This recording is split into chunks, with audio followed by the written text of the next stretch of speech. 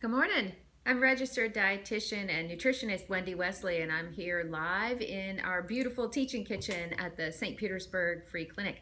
And today I am going to make quinoa and black bean burgers. These are completely vegan and full of protein, full of fiber, and full of vegetables. And this is called Cooking from Your Pantry. And I went into my refrigerator, you see right behind me, and I cleaned out what I had. I took a look at what I had and I said, all of those things can go in the burger. So what I did, of course, onion.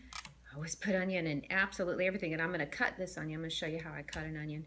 I had leftover cabbage from when I made that Thai peanut sauce. I put cabbage. This is the first time I ever put cabbage in my black bean burgers, but worked nice because it's the soft part of the cabbage. Mushrooms, I had leftover mushrooms and got them all washed of dirt, cut them up, and but if there's just a little bit of dirt, not the end of the world. My mom always said a little bit of dirt never killed anybody, and I always believed that. I'm still here. So, but maybe virus did. And let's see, carrot, of course. I'm still working on this carrot that I had, that I bought pre-shredded from the grocery store. It's still fresh. I'm still putting it in stuff. Quinoa, this was in my cupboard. And I've been, this is the second thing I've made with this bag of quinoa. This is full of protein, just a quarter cup of it dry, which is not much. It's 6 grams of protein. And of course, the black beans, total protein, total fiber punch right here. A little bit of breadcrumb to kind of bind it all together, and a whole bunch of spices. So I have cayenne pepper. Be careful with that. Not too much, just a little bit. Black pepper.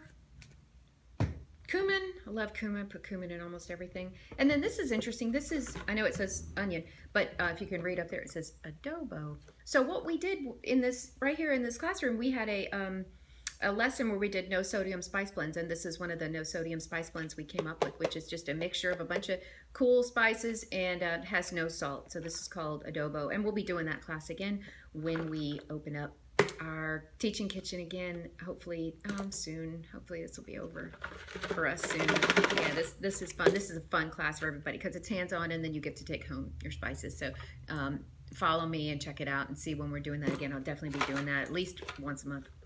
Let's see. So let me get started. Of course, sharp knives save lives in the kitchen, and give it a nice run on the steel. I do this before I cook anything. And give me a nice blade. And I'm gonna cut this cabbage, roll it up. Can you see that? Let me move these guys, roll it up, and give it a quick, what they call it, chiffonade. Roll it up and give it a, this is what I was doing with the collard greens when I was at the Collard Green Festival in February. It was only a month ago. Feels like a million years ago, doesn't it? So anyway, here I did the chiffonade on my cabbage. Very pretty. And I'm gonna show you how to cut a whole onion. So I peeled the outer skin.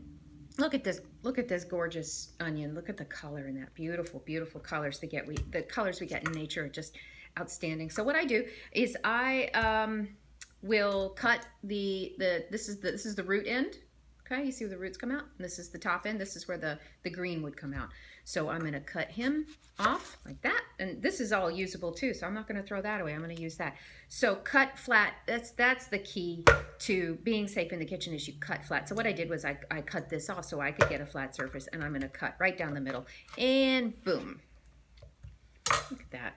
Beautiful. So what I do to dice an onion is I take the tip of my knife, of course, very sharp, and I come in and I make a couple of these, I guess these would be vertical cuts. Vertical cut. You see how I'm kind of approaching it. All the way in, all the way through to the board. And then the beautiful thing about this procedure, this method, is because of the way an onion is structured, when I take this last cut, I will have beautiful dice. Look at this. Look at the dice. Beautiful dice. Easy, easy, easy. Look at that dice. See? Just a couple of cuts and I have diced onions. If I want them to be smaller, of course, I can take my knife and with the back end of the blade, I can give it a nice chop and get it smaller. All right, look at that. And there's my diced onion. And then lastly, I'm gonna prepare my mushroom. So again, cut flat, give him a cut right down the middle, turn him flat. I use the stems. Good fiber in the stems, they'll cook up nicely. And when I say cook up, the first step with this, oh, these onions are getting to me. My eyes are just gonna start watering here in a minute. And so I chop up these and I get all of this. So onion, cabbage, mushrooms, and the carrots. Get it all going in a big fry pan. It's behind me. And a little olive oil. And what I do is I sweat those vegetables. Okay. And the other thing I do is I cook the quinoa. Now, I had this cooked already. One of the things I recommend people do is on a Sunday, they cook their grains. Okay. Get your grains cooked. The rice, your barley, your quinoa, your pasta. So this removes a step during your weeknight cooking. This for obviously from when we go back to work. Probably people may have a lot of time right now to cook. Okay, so I sweat the vegetables. I mash the beans. I put the beans, I drain them. I mash them with the back of a fork. And then I added about 3/4 cup of the cooked quinoa and the vegetables after they got done cooking down and sweating.